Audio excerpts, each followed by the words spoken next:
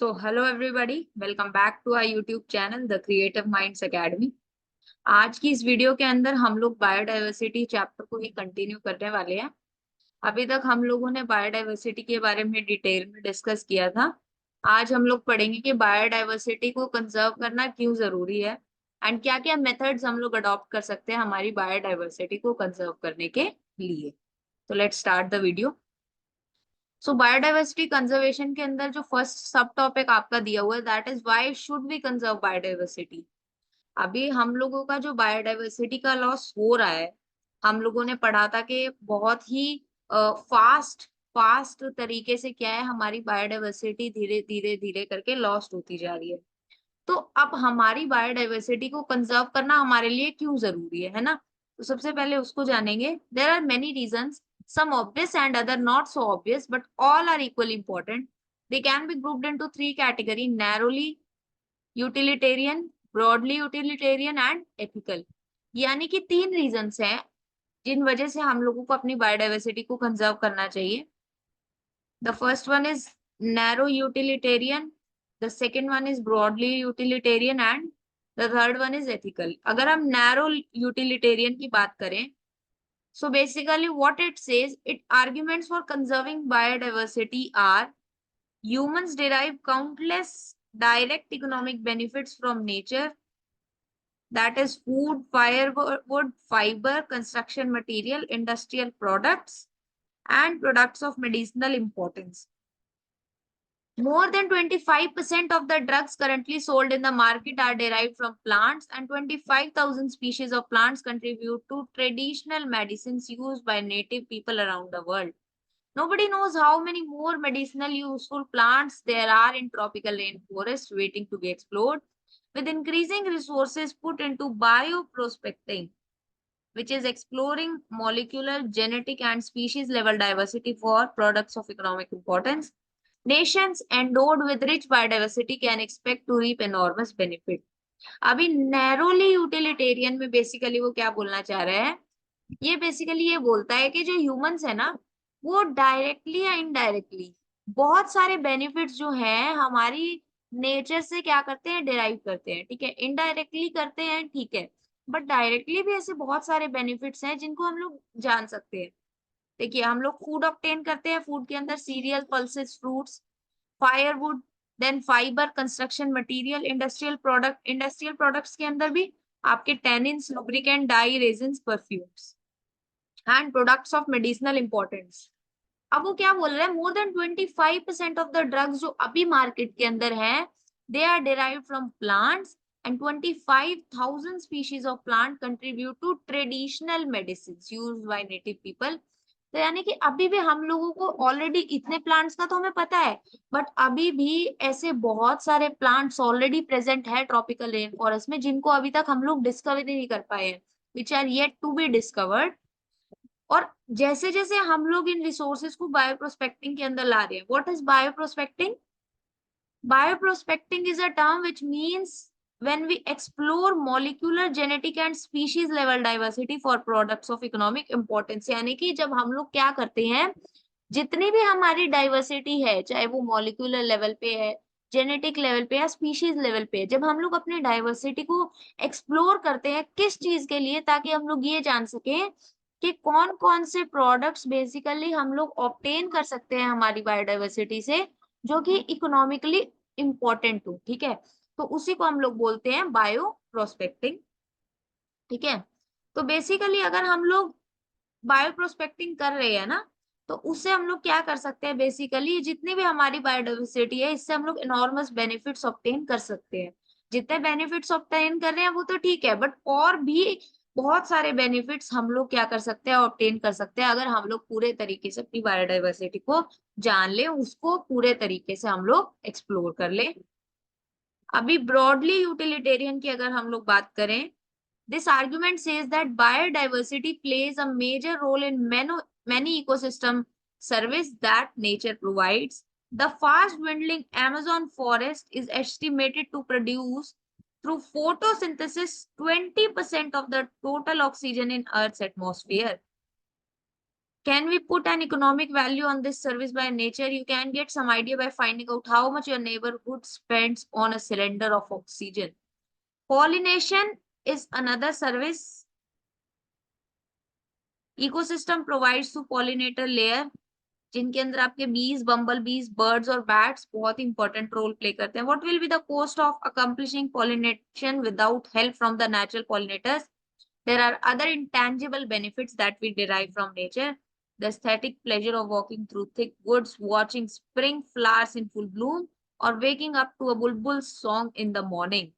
देखो अब ये क्या बोलना चाह रहा है बेसिकली, अगर ब्रॉडली यूटिलिटेरियन की बात करें तो वो अब ये बताना चाह रहा है कि बायोडाइवर्सिटी असल में हमारे नेचर के अंदर, हमारे इकोसिस्टम के अंदर रोल क्या क्या बेसिकली आपका प्ले कर रही है. जैसे सबसे पहले उन्होंने एग्जांपल लिया आपके अमेज़न फॉरेस्ट का, जिनको हम लोग क्या बोलते हैं, लंग्स ऑफ द प्लैनेट भी बोलते हैं. ऐसा बोला जाता है कि अमेज़न फॉरेस्ट जो है वो अकेले ही 20% of the total oxygen produce करते हैं आपके अर्थ एटमॉस्फेयर के ऊपर, ठीक है? तो आप खुद सोच के देखो कि अगर अमेज़न फॉरेस्ट ना हो तो ऑक्सीजन का कितना डेफिशिएंसी हम लोग को देखने को मिल सकते हैं, है ना? जैसे इन्होंने क्या बोला है कि अगर ऐसा ना हो, अभी अगर इसकी हम लोग एक इकोनॉमिक वैल्यू लगाएं, यानी पैसे में अगर इसकी हम लोग कोई वैल्यू कैलकुलेट करें, तो आप लोग किस बात से आइडिया लगा सकते हो कि हॉस्पिटल्स जो है एक ऑक्सीजन सिलेंडर के ऊपर कितना पैसा खर्च करते हैं, ठीक है? तो बेसिकली उस चीज से उसको कंपेयर करने की कोशिश की है, ताकि हम लोग अपने नेचर की जो हमारे अंदर, हमारे पास में जो नेचर के जो प्रीशियस रिसोर्सेज है, उनका एक इकोनॉमिक वैल्यू हम लोग कैलकुलेट कर पाए.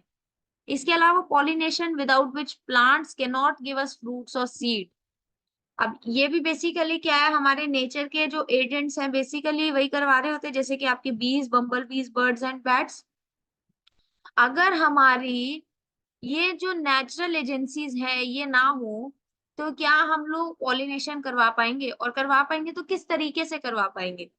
ये जो टास्क है ये बहुत ही ज्यादा मुश्किल हो जाते हैं अगर हमारे कुछ वो पर्टिकुलर जो नेचुरल एजेंट्स हैं वो हमारे पास में ना हो. तो इसके अलावा और क्या, देखो हम लोग थिक वुड्स के अंदर जब हम लोग अच्छे सुंदर जगह पे जब हम लोग वॉक कर रहे हैं, किसी गार्डन में हम लोग वॉक कर रहे हैं, स्प्रिंग के अंदर आप फ्लावर्स देख रहे हैं, या सुबह सुबह आप लोग बर्ड्स की चर्पिंग सुन रहे हैं, तो वो चीजें कितनी अच्छी लगती है. क्या आप उस चीज का कोई इकोनॉमिक वैल्यू लगा सकते हो? कभी भी नहीं, क्योंकि उस चीज को कभी भी जो है हम लोग आर्टिफिशियली रिप्लेस कर ही नहीं सकते, ठीक है? तो इतना जरूरी है हमारे लिए हमारी बायोडाइवर्सिटी को कंजर्व करना. Last is your ethical argument. Ethical argument basically क्या बोलता है, it relates to what we owe to millions of plant, animals and micro species with whom we share this planet. Philosophically or spiritually, we need to realize that every species has an intrinsic value, even if it may not be of current or any economic value to us. We have a moral duty to care for their well-being and pass on our biological legacy in good order to future generation. देखो, अगर हम लोग अपनी biodiversity को destroy कर देंगे तो क्या हमारे आने वाली जनरेशन हम लोगों को किसी अच्छी चीज के लिए याद रख पाएंगी? नहीं. तो बहुत जरूरी है कि ये जितने भी हमारे प्लांट, एनिमल या माइक्रोबियल स्पीशीज हैं, हम लोग ये जाने कि हम लोगों के ऊपर इनका कितना ज्यादा एहसान है. ऑब्वियसली ये एहसान ही है ना, कि वो डायरेक्टली या इनडायरेक्टली हम लोगों को इस तरीके से बेनिफिट कर रहे हैं जिस तरीके से हम लोग सोच भी नहीं सकते, ठीक है? तो बहुत जरूरी है कि हम लोग ये जाने कि हर स्पीशीज का एक वैल्यू है, और जरूरी नहीं है कि वो हमें अभी कोई वैल्यू प्रोवाइड कर पा रहा हो डायरेक्टली या इनडायरेक्टली, या नहीं कर पा रहा हो, बट हर स्पीशीज का अपना एक वैल्यू है हमारे नेचर के अंदर, और ये बात हम लोगों को समझनी पड़ेगी. और इसीलिए जरूरी है कि हम लोग अपनी बायोडाइवर्सिटी को क्या करें, कंजर्व करें, ताकि हमारी फ्यूचर जनरेशन भी क्या कर सके, देख सके कि कितना ब्यूटीफुल नेचर असल में, या कितना ब्यूटीफुल जो है बायोडाइवर्सिटी हमारे आसपास जो है वो एग्जिस्ट करता है. सो नाउ अभी बात आती है हम लोग बायोडाइवर्सिटी को कंजर्व कैसे करें. हम लोगों ने अभी तक जान लिया बायोडाइवर्सिटी क्या थी, बायोडाइवर्सिटी लॉस हो रहा था तो कैसे हो रहा था, किन रीजंस की वजह से हो रहा था, फिर हमें बचाना क्यों जरूरी है. अब हम लोग जाने की बचा कैसे सकते हैं, है ना, हम लोग अपनी बायोडाइवर्सिटी को कैसे कंजर्व कर सकते हैं. When we conserve and protect the whole ecosystem, its biodiversity at all levels is protected. We save the entire forest to save the tiger. This approach is called in situ conservation. However, when there are situations where an animal or plant is endangered or threatened and needs urgent measure to save it from extinction, ex situ conservation is the desirable approach. अभी देखो, अगर हम लोग क्या कर रहे हैं, हम लोग पूरे इकोसिस्टम को कंजर्व कर रहे हैं, हम पूरे इकोसिस्टम को बचाने की कोशिश कर रहे हैं, तो उस इकोसिस्टम के अंदर बायोडाइवर्सिटी चाहे किसी भी लेवल पे हो, वो एट द होल कंजर्व हो रही है ना। तो वहां पर क्या है, हर लेवल के ऊपर क्या हो जाएगी, बायोडाइवर्सिटी आपकी प्रोटेक्ट हो जाएगी। तो जैसे एग्जाम्पल क्या दिया हुआ है, अगर हम लोगों को टाइगर्स को बचाना है तो उसके लिए जरूरी है कि हम लोग अपने फॉरेस्ट को कंजर्व करें, और इसको हम लोग बोलते हैं इन सिटू कंजर्वेशन। क्या बोलते हैं इसको, हम लोग बोलते हैं इन सिटू कंजर्वेशन। जबकि कुछ सिचुएशंस ऐसी होती हैं जहां पर कुछ सर्टेन एनिमल्स या प्लांट्स एंडेंजर्ड हो जाते हैं। एंडेंजर्ड का मतलब हम लोगों ने पहले भी डिस्कस किया था, यानी कि वो स्पीशीज जो एक हाई रिस्क ऑफ एक्सटिंक्शन के ऊपर चल रही है ना, या अभी हो जाए या कुछ सालों बाद में वो क्या हो जाए, एक्सटिंक्ट हो जाए, तो ऐसी स्पीशीज को हम लोग एंडेंजर्ड या फिर थ्रेटन्ड स्पीशीज बोलते हैं। तो इसीलिए हम लोग क्या करते हैं, उनको एक्सटिंक्शन से बचाने की कोशिश करते हैं, ठीक है। तो उस केस में हम लोग क्या करते हैं, हम लोग एक्स सीटू कंजर्वेशन को अडॉप्ट करते हैं अपनी स्पीशीज को बचाने के लिए। यानी कि जब हम लोग ऑफ साइट के ऊपर हम लोग क्या कर रहे होते हैं, उसके नेचुरल हैबिटेट से अलग उसको प्रोटेक्ट करने की कोशिश कर रहे हैं, तो उसको हम लोग बोलते हैं एक्स सीटू कंजर्वेशन। तो अब हम लोग इन सीटू कंजर्वेशन को डिटेल में डिस्कस कर लेते हैं। Faced with conflict between development and conservation, many nations find it unrealistic and economically not feasible to conserve all their biological wealth.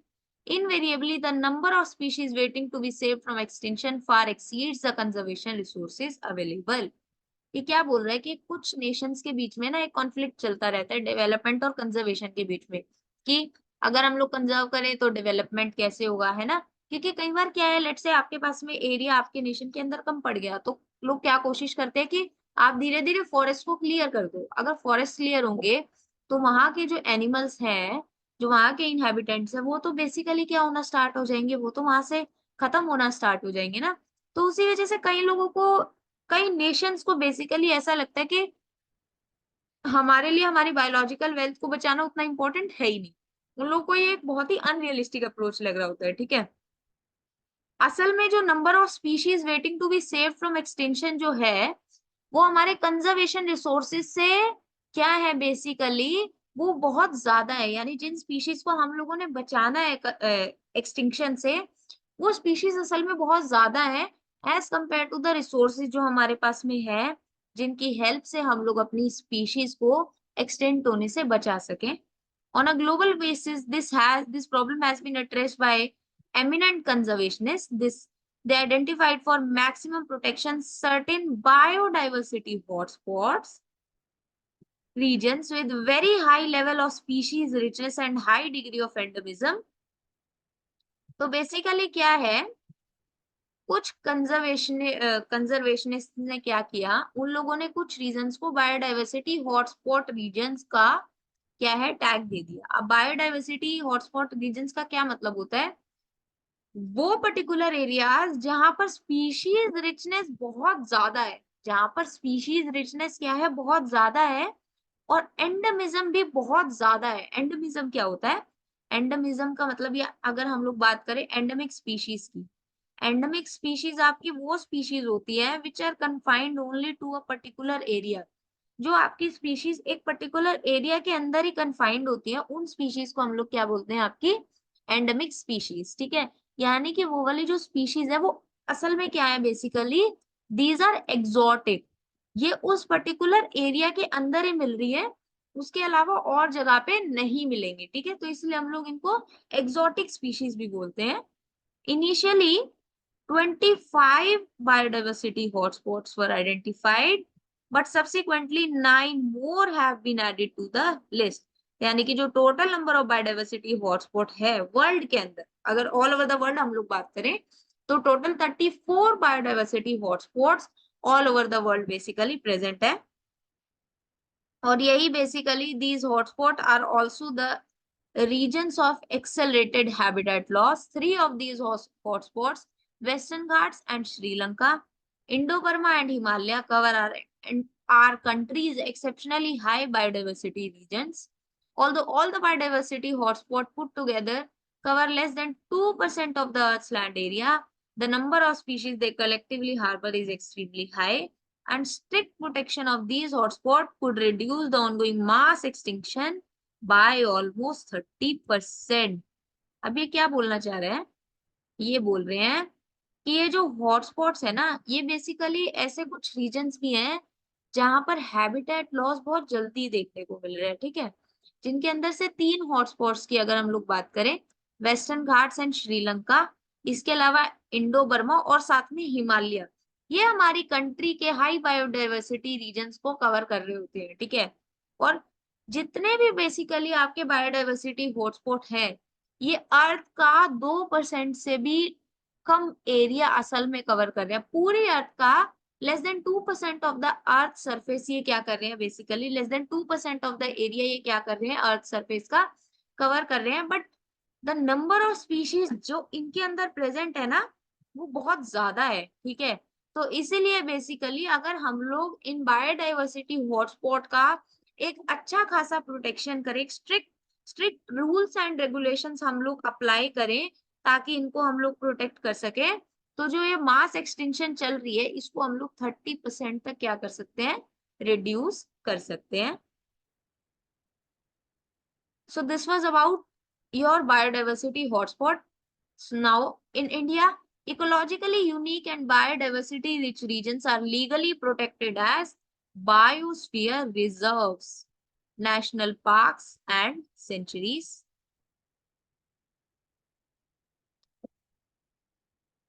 ठीक है, तो यानी कि इंडिया के अंदर हम लोग क्या करते हैं, कुछ बायोडाइवर्सिटी रिच रीजन्स को जो बहुत ही यूनिक रीजन्स है उनको हम लोग as a biosphere reserves, national park और सेंचुरीज के फॉर्म में क्या करके रखते हैं, बेसिकली प्रोटेक्ट करके रखते हैं।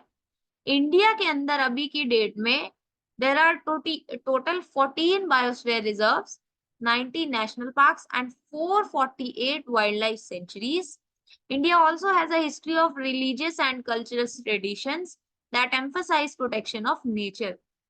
तो अभी तक इन्होंने क्या बताया कि 14 बायोस्फीयर रिजर्व्स प्रेजेंट है, बायोडाइवर्सिटी हॉटस्पॉट कितने थे, 34, बायोस्फीयर रिजर्व्स कितने प्रेजेंट है, 14, national parks 90 and wild life sanctuaries total 448 India के अंदर प्रेजेंट है। और इंडिया की जो हिस्ट्री रही है ना, वो बहुत ही रिच हिस्ट्री रही है, ठीक है? We have a huge religious and cultural traditions in India, ठीक है? जो बेसिकली क्या करते हैं, जो हमारे नेचर की प्रोटेक्शन में क्या करते हैं, बेसिकली हेल्पफुल प्रूव हो रहे होते हैं। In many cultures tracts of forest were set aside and all the trees and wildlife within the were venerated and given total protection. Such sacred groves are found in Khasi and Jaintia hills in Meghalaya, Aravalli hills of Rajasthan, Western Ghat regions of Karnataka and Maharashtra and Sarguja, Chanda and Bastar areas of Madhya Pradesh. In Meghalaya, the sacred groves are largest refuges for the number of rare and threatened plants. अब ये हम लोगों ने wild life sanctuaries तक जो बात करी, वो हमने बात करी एक पर्टिकुलर नंबर की। अब बात हो रही है सेक्रेड ग्रुप्स की। देखो इंडिया के अंदर बेसिकली कुछ रीजन्स ऐसे हैं जहां पर कुछ ऐसे आपके ट्रेडिशंस फॉलो करे जाते हैं जो हमारे नेचर को प्रोटेक्ट करने के लिए बेसिकली हेल्पफुल प्रूव हो रहे होते हैं, ठीक है? तो उन्हीं को हम लोग क्या बोलते हैं, उन्हीं को हम लोग बोलते हैं सेक्रेड ग्रुप्स। इनके अंदर बेसिकली क्या करा जाता है, सेक्रेड ग्रुप्स के अंदर बेसिकली जो एरिया जिसको हम लोग सेक्रेड ग्रुप्स कंसीडर कर देते हैं, वहां के लोग क्या करते हैं, वहां पर जितना भी ट्रीज और वाइल्ड लाइफ प्रेजेंट है उसको पूजा जाता है, ठीक है? उसकी पूजा करी जाती है और उसको पूरी प्रोटेक्शन दी जाती है, यानी कि उस पर्टिकुलर एरिया में से आप बेसिकली कुछ भी ना ले सकते हो ना वहां कुछ ऐड कर सकते हो, तो इसलिए उनको सेक्रेड ग्रुप्स का नाम दिया जाता है। और ये बेसिकली कुछ पर्टिकुलर जगहों पे मिलते हैं, जैसे मेघालय के अंदर खासी और जैंतिया हिल्स में, राजस्थान के अरावली हिल्स में, कर्नाटका और मध्य प्रदेश की बेसिकली वेस्टर्न घाट रीजन्स के अंदर, और सरगुजा, चंदा and Bastar areas of Madhya Pradesh. और मेघालय के अंदर जो बेसिकली ये सेक्रेड ग्रूव्स है ना, these are the largest refugees for number of rare and threatened plants, यानी कि मेघालय की जो सेक्रेड ग्रूव्स है इसके अंदर बहुत सारे रेयर और थ्रेटन्ड प्लांट्स क्या है बेसिकली अवेलेबल है। अब हम लोग बात कर लेते हैं आपकी एक्स सीटू कंजर्वेशन की। एक्स सीटू कंजर्वेशन क्या होता है, जब आप एक पर्टिकुलर प्लांट या किसी भी एनिमल स्पीशीज को उसके नेचुरल हैबिटेट से अलग जब आप क्या करते हो उसको प्रोटेक्ट करते हो, तो उसको हम लोग बोलते हैं आपकी एक्स सितु कंजर्वेशन। इन सितु क्या था, आप उसको नेचुरल हैबिटेट के अंदर क्या कर रहे हो, कंजर्व कर रहे हो। एक्स सितु के अंदर आप उसको अपने हैबिटेट से एक अलग पर्टिकुलर प्लेस पे या एक पर्टिकुलर रीजन के अंदर आप जब कंजर्व कर रहे होते हो, या कुछ और ऐसे मेथड्स अडॉप्ट कर रहे होते हो कि आप एक पर्टिकुलर स्पीशीज को उसके नेचर से अलग आप क्या कर सके, कंजर्व कर सके, तो उसी को हम लोग बोलते हैं एक्स सीतु कंजर्वेशन। तो इसके अंदर बेसिकली क्या किया जाता है, the threatened animal and plants are taken out from their natural habitat and placed in special setting where they can be protected and given special care. यही मैंने आपको बताया। एग्जाम्पल क्या क्या होते हैं, zoological parks, botanical garden and wild life safari parks. ठीक है, तो इनके अंदर बेसिकली हम लोग क्या करते हैं, आपने उनके नेचुरल हैबिटेट से उनको बाहर निकाल लिया, बट यहाँ पर आप उनको क्या करें, पूरी प्रोटेक्शन वहां पर प्रोवाइड कर रहे होते हैं।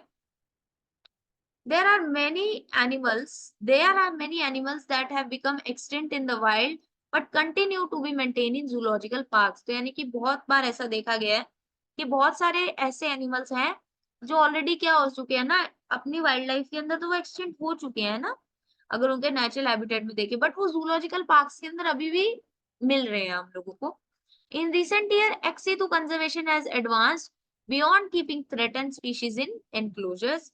Now, gametes of gametes of threatened species can be preserved in viable and fertile condition for long periods using cryopreservation techniques. Eggs can be fertilized in vitro and plants can be propagated using tissue culture methods. Seed of genetic strains of commercially important plants can be kept for long period in seed banks। तो यानी कि पहले हम लोग सिर्फ क्या कर पा रहे थे, हम लोग एनिमल्स को कंजर्व कर पा रहे थे, बट अभी ये जो एक्स सितु कंजर्वेशन है ना, ये बहुत एडवांस हो चुका है। ठीक है, तो अभी हम लोग क्या कर सकते हैं, कुछ थ्रेटेंड स्पीशीज जो है उनके गैमेट्स को हम लोग प्रिजर्व कर सकते हैं वायबल और फर्टाइल कंडीशंस के अंदर बहुत लॉन्ग पीरियड के लिए यूजिंग क्रायो प्रिजर्वेशन। इसके अलावा हम लोग एग्स को फर्टिलाइज कर सकते हैं इन विट्रो, यानी लैब्स के अंदर हम लोग एग्स को क्या कर सकते हैं, आपके फर्टिलाइज कर सकते हैं, और प्लांट्स को प्रोपेगेट कर सकते हैं टिश्यू कल्चर मेथड्स के हिसाब से, है ना। और सीड्स जो है बेसिकली डिफरेंट जेनेटिक स्ट्रेन्स के जो सीड्स हैं जो हम लोगों को मिल रहे हैं, उनको हम लोग सीड बैंक्स में बहुत ही लंबे टाइम पीरियड के लिए हम लोग क्या कर सकते हैं, उनको स्टोर कर सकते हैं। Biodiversity knows no political boundaries and its conservation is therefore a collective responsibility of all nations. The historic convention on biological diversity, जिसको हम लोगों ने अर्थ समिट बोला था, that was held in Rio de Janeiro in 1992, called upon all nations to take appropriate measures for conservation of biodiversity and sustainable utilization of benefits. In a follow-up, the World Summit on Sustainable Development held in 2002 in Johannesburg, South Africa, 190 countries pledged their commitment to achieve by 2010 a significant reduction in the current rate of biodiversity losses at global, regional and local levels। तो देखो basically क्या है ना, biodiversity को conserve करना किसी भी particular political party का है या कुछ पर्टिकुलर लोगों का रिस्पॉन्सिबिलिटी नहीं है। It's the responsibility of each and every citizen, each and every person who is living on this earth। ठीक है, तो इसी के लिए क्या किया गया, एक हिस्टोरिक कन्वेंशन जो है बायोलॉजिकल डाइवर्सिटी के ऊपर वो रखा गया था, जिसका नाम दिया गया था अर्थ समिट। ये पूछ सकते हैं, the earth summit was held in which year and कहाँ पर हुआ था, it was held in Rio de Janeiro in 1992। तो इसी के अंदर क्या हुआ था, सभी नेशंस को साथ में बुलाया गया, किस लिए, ताकि हम लोग कुछ पर्टिकुलर एक्शंस, कुछ अप्रोप्रिएट एक्शंस ले सकें हमारी बायोडाइवर्सिटी को कंजर्व करने के लिए, और जितने भी बेनिफिट्स या जितने भी रिसोर्सेज हम लोग आपके बायोडाइवर्सिटी या हमारे नेचर से हम लोग ऑब्टेन कर रहे होते हैं, उनका एक सस्टेनेबल यूटिलाइजेशन हो सके। और उसी के बाद 1992 के अंदर जब रखा गया, उसके बाद 2002 के अंदर, है ना, 10 सालों बाद जो है आफ्टर 10 years 2002 के अंदर क्या किया गया, दोबारा से वर्ल्ड समिट रखा गया। पहले क्या था, अर्थ समिट। वर्ल्ड समिट कब था, 2002 में। किसके ऊपर था, it was held on sustainable development, Johannesburg south Africa के अंदर ये रखा गया, जिसके अंदर 190 कंट्रीज, 190 कंट्रीज ने ये प्लेज लिया कि 2010 तक एक सिग्निफिकेंट रिडक्शन जो है आप लोगों को, हम लोग क्या करेंगे, बेसिकली हम लोग क्या करेंगे, एक सिग्निफिकेंट रिडक्शन लाएंगे। जितना भी बायोडाइवर्सिटी लॉस हो रहा है, चाहे वो ग्लोबल लेवल पे है, चाहे वो आपका रीजनल लेवल पे है, या फिर वो लोकल लेवल्स पे है। ठीक है। सो इसी के साथ में हम लोगों ने ये पूरा चैप्टर आपका क्या कर लिया है, कंप्लीट कर लिया है। 2 लेक्चर्स के अंदर हम लोगों ने इसको कंप्लीट किया। The first lecture was a bit larger, but ये वाला लेक्चर काफी छोटा रहा है। और आप लोग चाहें तो हमारी वीडियोस को 2x पे भी देख सकते हैं। ठीक है। अगर आप लोगों को बहुत जल्दी रिवीजन करनी है तो आप 2x पे भी हमारी वीडियोस को देख सकते हैं। और ये जो आपका पीडीएफ है, ये आप लोगों को हमारे टेलीग्राम चैनल, ठीक है, जो कि द क्रिएटिव माइंड्स एकेडमी के नाम से ही है, आप लोग हमारे टेलीग्राम चैनल को ज्वाइन कर सकते हैं। वहां से आप लोग जितने भी चैप्टर्स के हम लोगों ने ऑलरेडी अपलोड कर दिए हैं, जो और भी इम्पोर्टेंट स्टडी मटेरियल हम लोग अपलोड करेंगे, उसको आप लोग वहां से ज्वाइन जाके क्या कर सकते हैं, डाउनलोड कर सकते हैं। आप हमारा डिस्कशन ग्रुप भी जो टेलीग्राम पे अवेलेबल है, उसको भी आप लोग ज्वाइन कर सकते हैं।